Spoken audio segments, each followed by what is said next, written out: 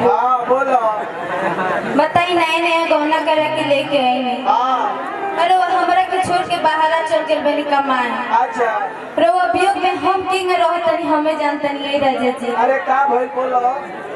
फागुन के महीना चलल बा। रउआ हम लगे रहती तो अपन हाथ से सूजी के पुआ बना के नरम नरम हाथ से रउआ के खिएती। अच्छा लेकिन रउआ हमार दुख बुझते नहीं थी ए राजा जी। जब फगुनी बिहार बहोता जब भीतरी में लागता तो मन से अपनी रह सकता ये राजा जी। रउआ हमार दुख नहीं बुझल। हमार दिल में जो चोट देले बनी न ये सुई लागे वाला बा न दवाई खाए के लायक बा ए राजा जी। दिल में तो हरदियो छापे लग नहीं खी। अच्छा अच्छा राजा जी तार वैक्सीन खातिर रोकल बा। मेहरा नु कहत दिया कि अरे फगुनी बयरिया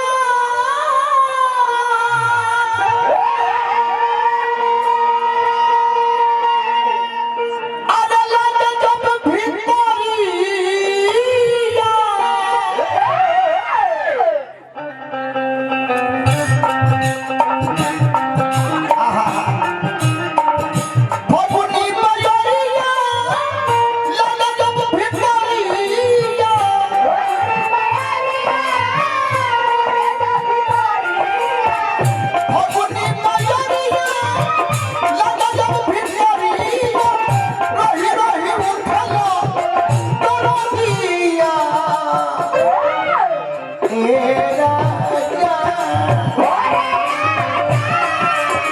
कैसे छाती दिल पे हो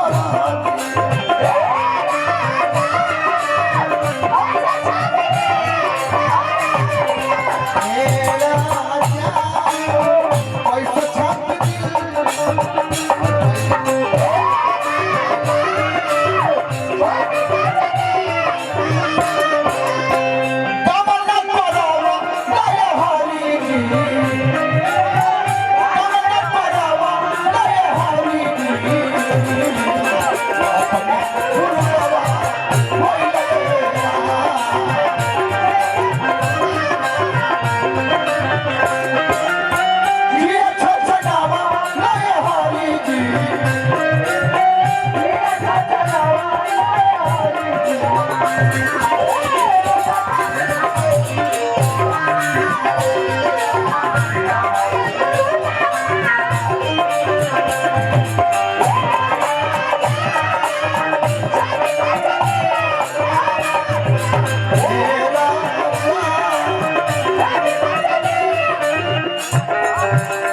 हजारों हजार रुपए पुरस्कार हमके सुग्रीव कुंवर जी जे हमारा कुंवर जी के सुपुत्र बानी सबसे छोट लड़का बानी पुरस्कारित करने बहुत बहुत स्वागत कराऊं।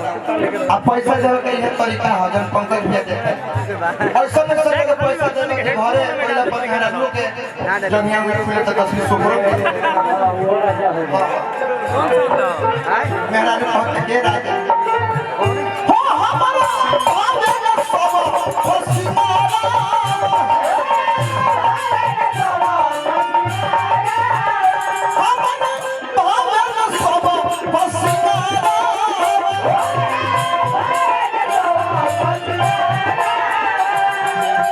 हमारा भावे न सब सिंगारा बा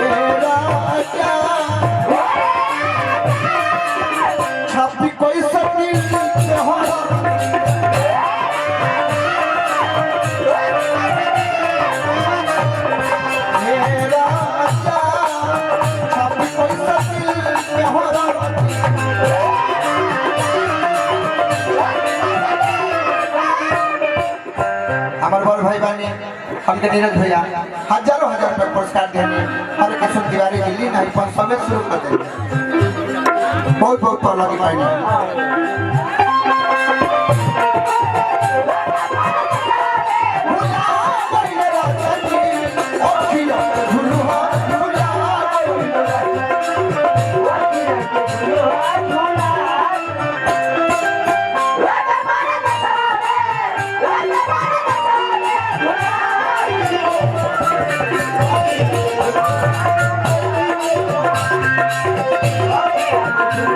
Oh,